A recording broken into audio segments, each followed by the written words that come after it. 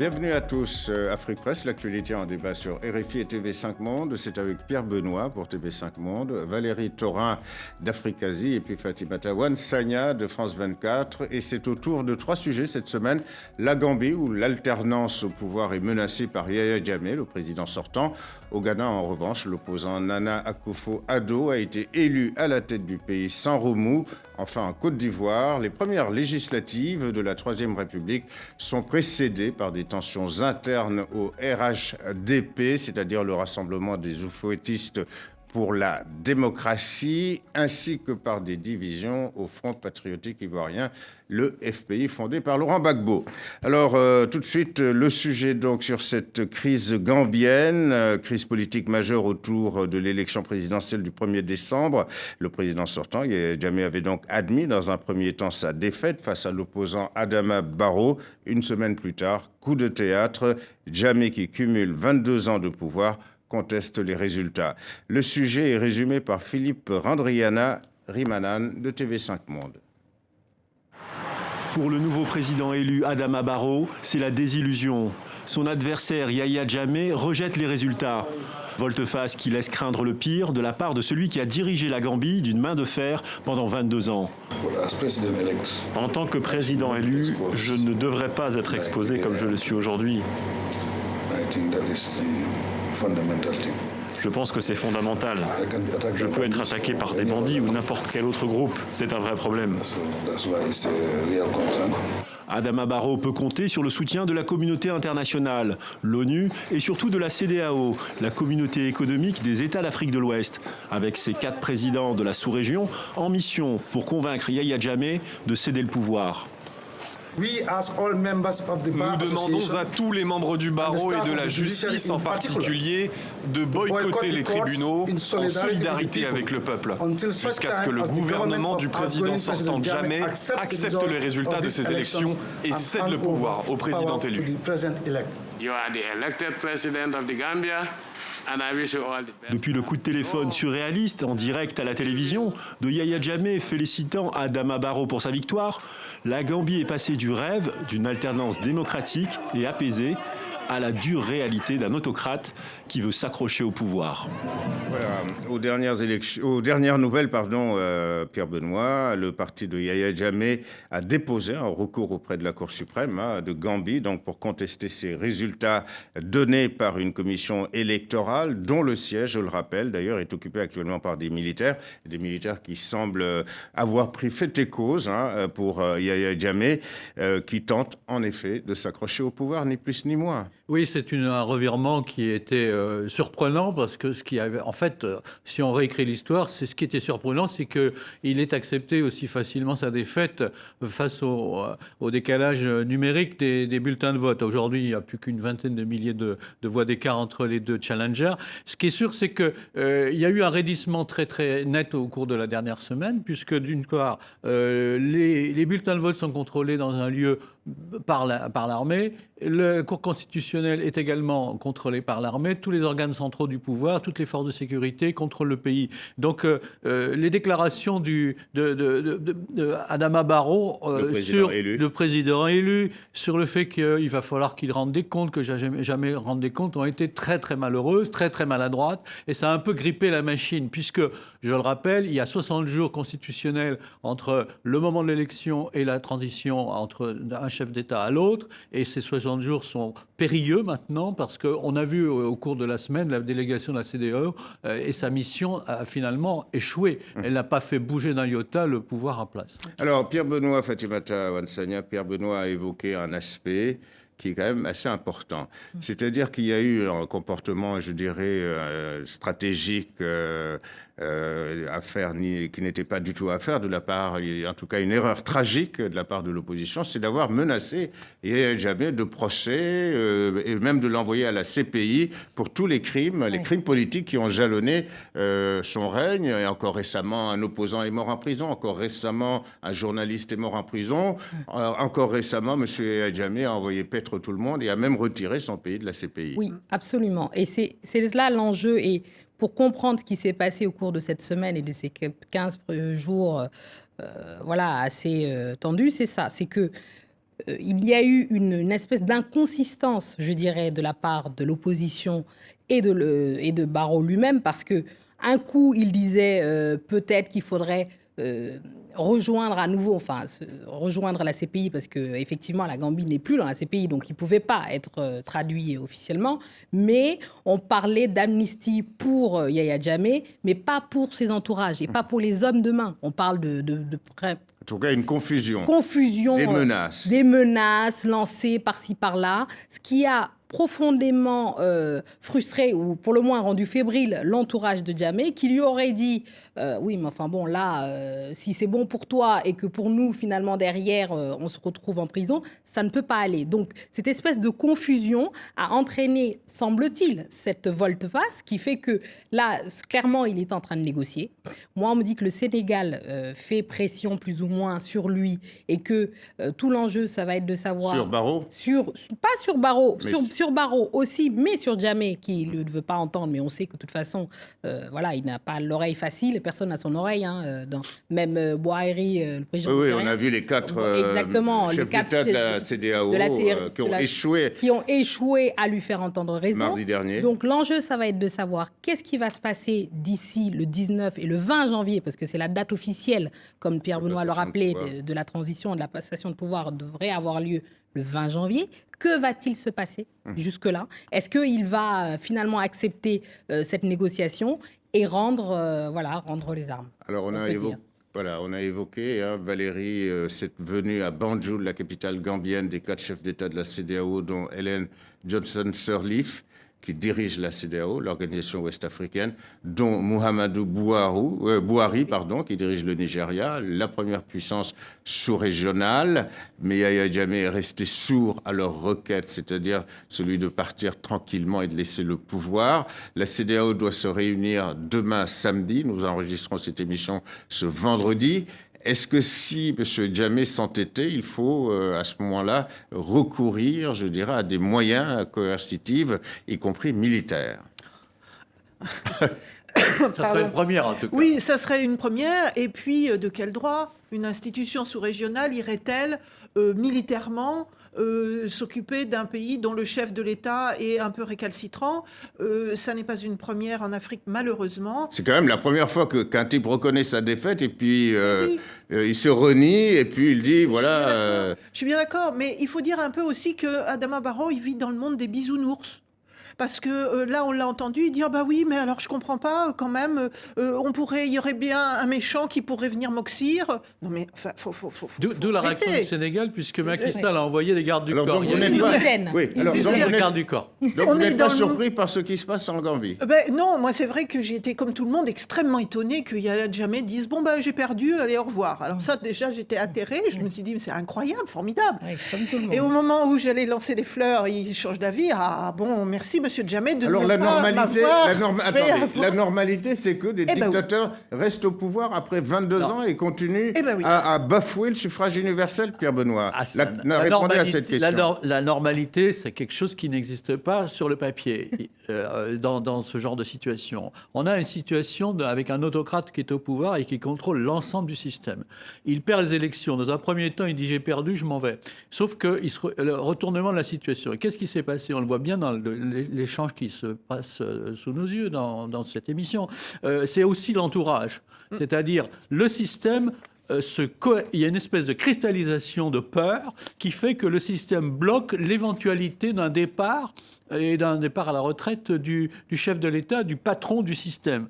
Donc, on a même pensé, il y a eu des rumeurs au moment de l'affaire des élections présidentielles au Gabon récemment, sur le fait que si Ping avait eu numériquement la majorité, comme ça n'a pas été prouvé par les tripatouillages que l'on connaît bien, eh bien, le système pouvait bloquer l'éventuel départ de Ali Bongo Ondimba du pouvoir. Donc, c'est souvent ce genre de truc qui se produit. On l'a vu au moment moment de la contestation des régimes pro-soviétiques en Europe de l'Est, il y a 20 ans, au moment de la chute du mur de Berlin. C'est souvent le système qui se rebiffe et qui rend impossible la transition. Parce que la question qui arrive derrière une élection démocratique, la question qui arrive derrière une transition démocratique, c'est que deviennent les anciens classiques du système. Il faut prévoir une transition qui va, y compris sur avec l'impunité et l'amnistie, la réconciliation. Voilà, alors on passe, si vous le voulez bien, à la normalité, en tout cas à mes yeux, c'est-à-dire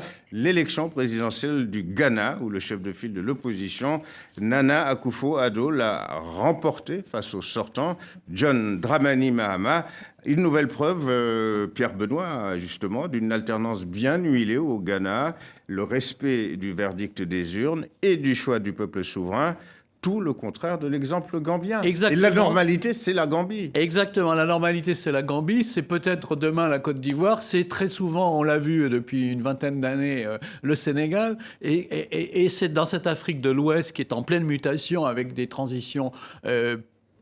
des alternances politiques qui fonctionnent, ça jette un froid terrible, c'est ce qui se passe en Gambie. Et l'ironie de l'affaire, c'est que Dramani Mahama, le président sortant du Ghana, faisait partie évidemment de la délégation qui s'est rendue à Banjul et qui a échoué à faire bouger malgré le poids de Mme Sirleaf. C'est extraordinaire, mais c'est comme ça. Fatimata. Oui. Alors, cette alternance, elle nous dit aussi qu'il y a un réel changement dans la sous-région, que peut-être que l'Afrique centrale, d'ailleurs, prendra un peu exemple là-dessus, mais bon, ça, passons, c'est un aparté. Mais ce qui est intéressant aussi de savoir, c'est les raisons de la défaite du président. D'accord ? Bien sûr. Parce que, effectivement, pourquoi il a gagné Nana Akufo ? C'est très intéressant.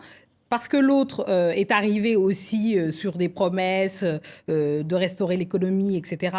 C'était un social-démocrate, même si, bon, c'est un peu compliqué de le définir comme ça.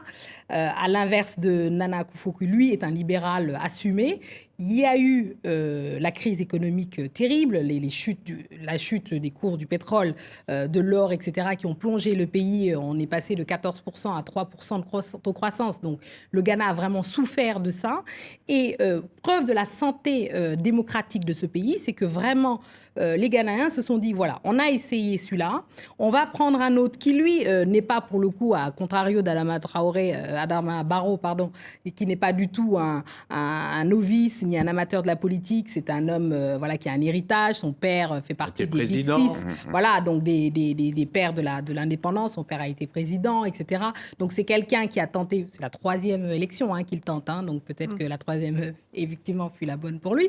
Et donc voilà, c'est quelqu'un qui est rodé, qui est un libéral, qui promet moins d'injection de l'argent du pouvoir, etc. Et qui veut surtout en finir avec la corruption. Donc c'était une ère nouvelle qui s'ouvre pour le Ghana. Alors effectivement, Fatimata a raison. On parle toujours d'élections libres, de reconnaître le verdict des urnes. C'est là l'un des piliers, certes, de la démocratie, mais la bonne gouvernance, c'est-à-dire la lutte contre la corruption, parce que Dramani paye effectivement la perte d'un second mandat éventuel par le fait qu'effectivement son régime était reconnu corrompu au Ghana. Oui, c'est ça. Il avait un certain nombre de casseroles et enfin de choses qui lui étaient reprochées. Et c'est ce que je disais tout à l'heure à propos de la Gambie. En fait, son challenger n'était pas dans le monde des bisounours à faire des belles promesses. Il a avancé avec une structure, avec des idées, avec une campagne bien articulée, et il a recueilli l'assentiment populaire. On est complètement dans un monde, j'allais dire, réaliste, qui veut... Mais c'est l'environnement politique peut-être qui permet ça, c'est l'environnement démocratique qui permet ça. C'est vrai que c'est l'environnement démocratique, mais c'est aussi un futur chef d'État, un candidat qui est structuré, qui a un bon entourage, une véritable équipe de campagne, qu'il conseille, et il fait attention à ce qu'il dit. Il n'a pas fait trop de promesses. Il a dit qu'il allait lutter contre la corruption, qu'il allait redéfinir l'emploi, etc., avec ses idées libérales, entre guillemets, qui sont les siennes. Mais tout ça, c'est un discours extrêmement construit. Et par conséquent, ça ne peut que recueillir un assentiment. À noter que la lutte contre la corruption, on voit bien... La bataille, ça se joue sur la démocratie. Pourquoi ? Parce qu'au niveau des programmes, dans le cas du Ghana, on a un courant social-démocrate qui a été légèrement battu, 3 points, 4 points. Et puis maintenant, un courant plus libéral qui va prendre les affaires du pays. Mais la façon dont on peut lutter contre la corruption, c'est justement l'alternance démocratique. Et c'est la transparence. Parce que ceux-là vont être obligés de trouver leur argent ailleurs, ceux qui ont essayé de corrompre ou qui se sont mis de l'argent de côté. Et puis peut-être ils rendront des comptes devant une justice qui, dans ce pays, est indépendante. À ce moment-là, l'autorégulation, le système, le couplage, démocratie, libéralisme économique, fonctionnement de l'appareil d'État, ça marche. Et bonne gouvernance. Valérie. Oui, j'ai envie d'ajouter en plus de ça, il n'y aura vraisemblablement pas de chasse aux sorcières. Donc du coup, ça rassure tout le monde. C'est ça. Et l'alternance, elle est aussi là. Elle est aussi dans le fait qu'il n'y a pas complètement bouleversement qui va déstabiliser. Alors c'est bien et pas bien, parce que s'il y a une partie du système qui est corrompue, ça va rester. Mais malgré tout, bon, il est possible de faire un peu de... Autrement dit, Fatimata, dans nos pays, en Afrique, il faut effectivement adapter aussi parfois des mesures pour améliorer progressivement, petit à petit, la démocratie, y compris en passant par Canossa, c'est-à-dire en passant par l'impunité pour Yahya Jammeh, pour éviter des poursuites, tout comme d'ailleurs dans notre pays, on a vu un monsieur qui avait volé beaucoup d'argent, libéré, etc. Donc, il faut en passer par ces processus. En fait, je pense que comparaison n'est pas forcément raison. Moi, je pense que les pays ont des histoires extrêmement différentes. La Guinée n'est pas du tout, la Guinée de Sékou Touré n'a pas du tout la même histoire que la Guinée-Bissau, alors que c'est collé, c'est pas les mêmes enjeux, les tailles sont pas les mêmes. Et je pense aussi que, alors évidemment, c'est notre rôle de commenter ce qui se passe, on commente l'histoire quand elle se produit, mais là, honnêtement, on est à 50, 60 ans de démocratie pour la plupart de ces pays. Les choses sont en train de se construire et je trouve que le Ghana, c'est justement l'exemple de l'étape d'après. C'est-à-dire que là, on a passé un cap. Voilà un pays qui fait une alternance, qui essaye des choses qui échouent. Le président sortant avait une espèce d'assise populaire extrêmement puissante. Oui. C'est quelqu'un qui est extrêmement populaire auprès des gens et de son peuple, mais qui n'a pas réussi, qui a failli parce que son entourage, il a des scandales de corruption qui lui collent au basque, on va dire, et donc ça n'a pas fonctionné. Et ce nouveau président qui arrive, il arrive en disant, voilà, moi je vais vous proposer des nouvelles choses. Les électeurs l'ont pris au mot. Et les électeurs l'ont pris au mot. Donc, il y a, pour l'exemple du Ghana, une étape supérieure. Voilà, c'est le pays de Nkrumah, donc forcément, les enjeux ne sont pas aussi tout à fait pareils. Et donc, comparaison n'est pas raison. Les pays ne sont pas tous les mêmes. Et attention à la caricature. Et laissons le temps au temps, j'ai envie de dire. Le temps au temps, voilà. Le Ghana qui rejoint le Sénégal comme vitrine démocratique. Ça nous fait plaisir. TV5 Monde. On en vient au dernier sujet d'Afrique Presse, ces élections législatives de ce dimanche en Côte d'Ivoire. Les premières consultations du genre Pierre Benoît depuis la récente adoption de la Constitution de la Troisième République au pays de Houphouët-Boigny. Pas moins de 1300 candidats sont sur la ligne de départ. Mais surtout, alors, un scrutin précédé par des déchirures. D'abord du côté du RHDP, le Rassemblement des Houphouettistes pour la démocratie, la grande coalition au pouvoir dominée par le parti, le RDR d'Alassane Ouattara, et le PDC dirigé par Henri Konan Bédié. À titre d'exemple, 2 ministres, dont celui des Affaires étrangères, Mabry Toïkes, ont été virés le mois dernier comme des malpropres du gouvernement parce qu'ils avaient refusé que les candidats de leur petit parti, membres du RHDP, soient écartés de ces législatives. C'est pas tellement démocratique. C'est pas terrible, mais ça montre l'état des lieux au niveau politique en Côte d'Ivoire aujourd'hui. C'est-à-dire qu'il y a eu l'exercice de la réélection de Ouattara, il y a eu la nouvelle constitution qui est passée en force, mais haut la main, mais quand même de façon assez difficile, parce qu'il y a eu un nombre de votants assez faible. Et puis aujourd'hui, c'est une photographie qui va se jouer pendant le week-end. À l'heure où nous enregistrons cette émission, on n'aura pas de prédiction. On peut pas faire de prédiction. Mais il y a deux enjeux. D'un côté, pour Ouattara, c'est de montrer que dans une élection à un tour, il faut qu'il y ait une majorité absolue à la Chambre, sauf que, comme vous le dites, il y a des tensions au sein du Rassemblement des Houphouettistes, puisque les petits partis qui composent ce front des Houphouettistes ont marqué leurs divergences, etc. Ils sont écrasés dans la logique électorale de cette élection législative par le RDR de Ouattara. Donc les petits rouspètent, et c'est parfois sur des étiquettes indépendantes qui sont présentées aux urnes. Et puis de l'autre côté, deuxième enjeu, pour le FPI aussi. Le FPI, disons, de ce courant affinissant, c'est de montrer qu'ils ont raison de participer au scrutin parce qu'en 2011, ils avaient boycotté et ça leur a pas servi. Voilà. Alors, Fatimata Ouansagna, restons dans ces déchirements qui traversent le RHDP. On a vu également des députés sortants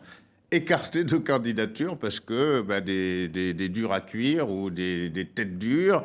Il y a carrément, il y a le cas symbolique de Yasmina Ouénia, la fille du célèbre monsieur Ouénia, qui a été longtemps le chambellan, c'est-à-dire le chargé, le chef du protocole, le grand chambellan de Félix Houphouët-Boigny, chargé du protocole. Alors du coup, Yasmina Ouénia a rejoint la liste des candidats indépendants. Absolument, il y en a pléthore, hein. Vous l'avez rappelé tout à l'heure, 1300 candidats, donc voilà, ça va être une élection scrutin uninomal à un tour. Donc, ça veut dire qu'il peut y avoir un candidat qui gagne avec 20-30%. Oui, tout à fait. Ça, pourquoi pas, après tout, c'est les règles démocratiques fixées par la nouvelle constitution de la Troisième République. Voilà, c'est un enjeu qui a été démocratiquement adopté, donc on ne peut pas critiquer ça. Par contre, là où moi je trouve ça intéressant, c'est que on parle de suspense. En réalité, il n'y en a pas en réalité. Pas de prédiction. Non, pas de prédiction, mais il n'y a pas de suspense en réalité parce que les enjeux, ils sont absolument internes, ils sont au niveau de chaque parti. Qu'est-ce que le RHDP va faire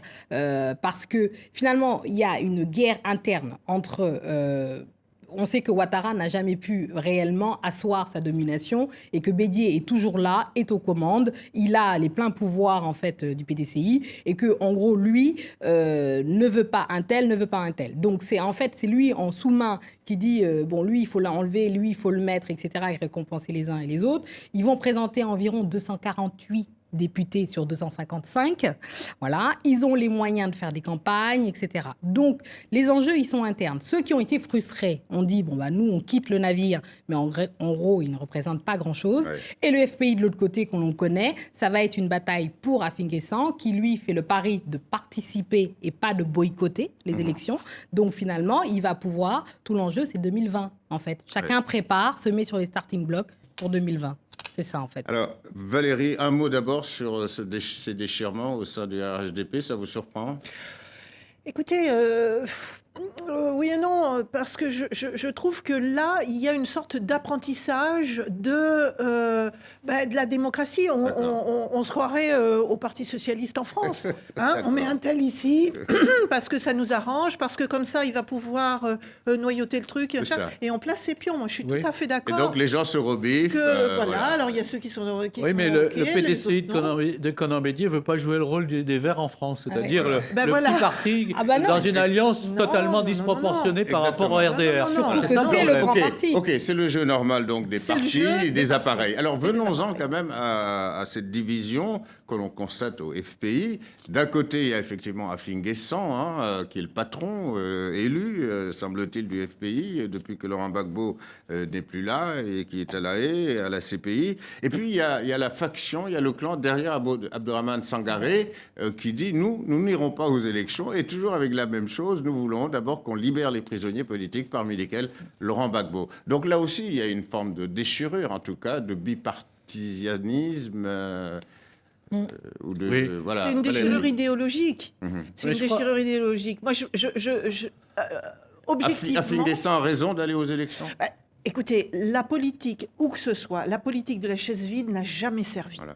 Hein, c'est toujours ceux qui ne sont pas là qui ont tort. Enfin, j'ouvre une porte ouverte. Y compris pour faire fonctionner le parti, de le maintenir en vie. Si vous avez des députés du FPI qui tiennent des régions et des mairies FPI après, parce qu'il y a des municipales qui vont arriver, et donc le parti forme des cadres, il y a une nouvelle génération, il est vivant, il a un programme, il usine ses idées, il se force son programme, il va présenter probablement quelqu'un issu de cette génération de nouveaux députés au présidentiel. Donc c'est l'après-Gbagbo, c'est l'après-Ouattara qui est en train de se préparer. C'est un laboratoire d'idées en plus de ça, parce que c'est vrai que là, il y a absolument besoin pour les Ivoiriens de renouveler le discours. On ne peut plus vivre sur les Ouattara et les Bédié. Voilà, 30 secondes. Oui, et absolument. Je disais tout à l'heure, l'enjeu, c'est 2020.